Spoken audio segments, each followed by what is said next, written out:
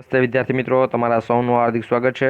તો વિદ્યા સહાયક ભરતી બાબતે એક મહત્વના સમાચાર છે। 3 મોટી સૂચના છે કે જે સૂચના એક પેજની અંદર છે, તો એક પેજ તમને બતાવી દઈશું। ધોરણ 1 થી 5 અને 6 થી 8 માટે ભાઈ 1 થી 5માં જેણે પણ જિલ્લા પસંદ કરેલી છે, એક યુનિવર્સિટીના મેરિટની ખામી પ્રમાણે આખું જે પણ ભરતી પ્રક્રિયા છે એ હાલ સ્થગિત કરેલી છે અને રદ કરેલી છે। ભરતી પ્રક્રિયામાં શું રદ થયું છે, તો ભાઈ જેણે જિલ્લા પસંદગી કરેલી છે ધોરણ 1 થી 5ની એ રદ થઈ છે અને એવું કીધેલું હતું કે 1 થી 5ની જિલ્લા પસંદગી બાદ જ આપણે 6 થી 8ની જિલ્લા પસંદગી થવાની છે। તો જ્યાં સુધી 1 થી 5ની જિલ્લા પસંદગી નહીં થાય ત્યાં સુધી 6 થી 8ની જિલ્લા પસંદગી પણ નથી થવાની। તો એ ઉપર જ 3 મોટી સૂચના આવેલી છે કે જે આજે તમને આપીશું।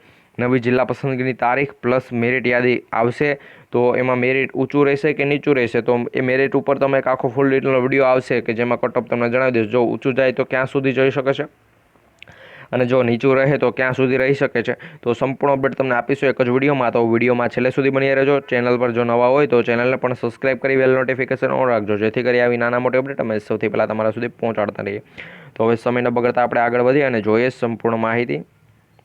તો મિત્રો, વિદ્યા સહાયક ભરતી ધોરણ 6 થી 8 ગુજરાતી માધ્યમ માટે અહીંયા પહેલાં વાત કરીએ તો વર્ષ 2024ના જે પણ ઉમેદવારો છે એના માટે અગત્યની સૂચના છે કે નામ ગુજરાતમાં જે નામદારી યુનિવર્સિટી હાઈકોર્ટ છે, આપણે ગુજરાત હાઈકોર્ટ એનો આદેશ આવેલો હતો એ પ્રમાણે અહીંયા અનુલક્ષીને ઉચ્ચતર માધ્યમિક વિભાગ ધોરણ 6 થી 8ના ઉમેદવારો કે જે જ્ઞાન સહાયક અને અન્ય ચાલુ નોકરી દરમિયાન રેગ્યુલર અભ્યાસ કરેલો હોવા તેવા ઉમેદવારો જેવી લાયકાતના ગુણ અહીંયા એ પ્રમાણે આખી અપડેટ લખેલી છે અને ઈમેલ જે પણ અહીંયા આપેલો છે એના ઉપર પોતાની વિગત 5/6/2025 સુધીમાં મોકલી શકે છે। તો મિત્રો, તમારે જે પણ અહીંયા લખેલું છે એ પ્રમાણે આ જે પણ અહીંયા ઈમેલ આપેલો છે એના ઉપર તમારે બધી લાયકાત અને બધું લખીને મોકલવાનું રહેશે। એ પ્રમાણે અહીંયા પહેલી અપડેટ છે, તો પહેલી સૂચના આ આપેલી છે। અહીંયા મિત્રો અગત્યની સૂચનાઓ છે, તો આ પ્રમાણે 3 સૂચનાઓ છે।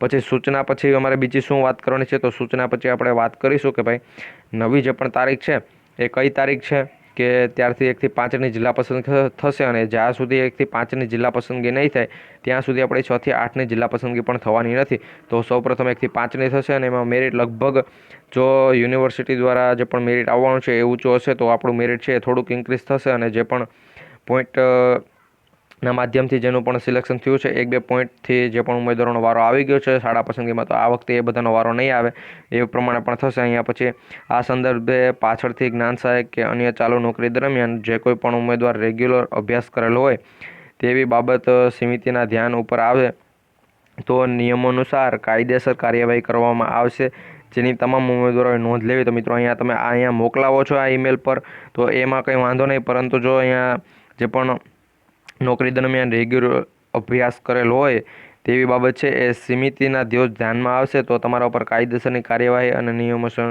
કાર્યવાહી છે એ લાગુ કરવામાં આવશે, એ પ્રમાણે અહીંયા કીધેલું છે। અને એના પછી 3જા નંબરની અપડેટ પણ અહીંયા તમે જોઈ શકતા હશો કે હાલ જે પણ 1 થી 5ની પ્રક્રિયા છે એ પૂર્ણ નહીં થાય ત્યાં સુધી 6 થી 8ની જે પણ પ્રક્રિયા છે એ ચાલુ નહીં થાય એ પ્રમાણે અહીંયા માહિતી લીધેલ છે, જેની નોંધ છે એ તમામ ઉમેદવારો લેવાની છે। અને જિલ્લા પસંદગીની જે પણ 6 થી 8ની અને 1 થી 5ની નવી તારીખ છે એ તારીખ પણ મિત્રો ટૂંક સમયની અંદર જાહેર થશે। અહીંયા મિત્રો તમે આ સંપૂર્ણ અપડેટ જોઈ શકતા હશો। તો આ પ્રમાણે મિત્રો આખી અપડેટ હતી કે રાજ્ય કક્ષા મંત્રી છે એણે પણ જણાવેલું હતું।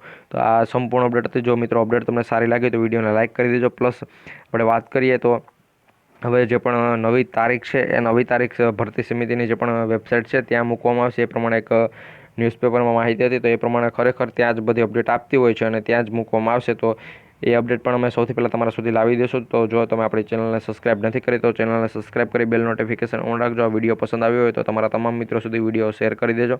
મળીશું એક નવા વિડીયોમાં। જય હિન્દ, જય ભારત।